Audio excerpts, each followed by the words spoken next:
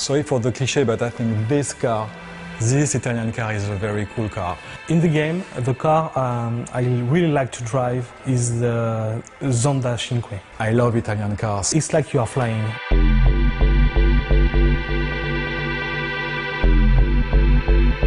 One of the decisions we had to take when we started Test Drive Limited 2, it was do we keep the old racing engine or do we develop a new one?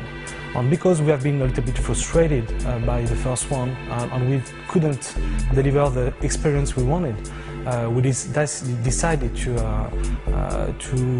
rework and to recraft from scratch. For this game, it was quite important how we balanced the handling out. So it's always been about this kind of balance between arcade and simulation handling. And we'd kind of reworked the whole handling to kind of achieve the aim of upgrading this for the new game. To achieve that, what we wanted to do is to have a basis of the physics engine as realistic as possible, so everything is simulated.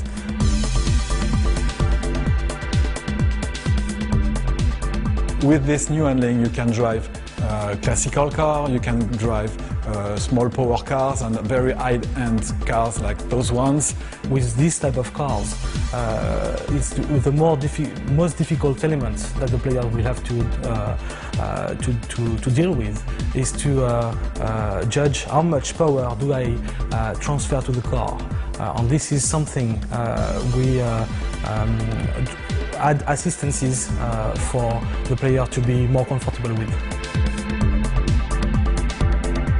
Of course, when it's raining in TDU2, the roads get wet and the handling takes into account this parameter. It changes the way the grip on the tires are in contact with the road. We had to simulate that as close to the reality as possible. So it takes a very large variety of different cars, different handling, different kind of surface that you go on, and weathers. What we have now, it's 90 plus cars. So the beta side of things was an interesting one. I mean, we went into that with, you know, a couple of kind of things we chiefly wanted to achieve.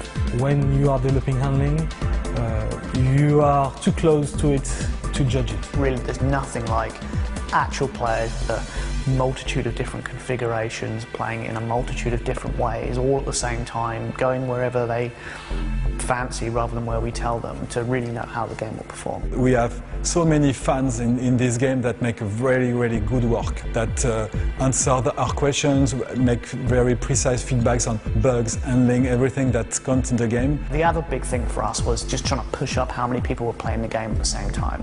Look what happened in the real world, because there's only so many people you can get internally playing it, even with a nice large test group. It's nothing compared to a real world play environment, so it helped us kind of emulate that.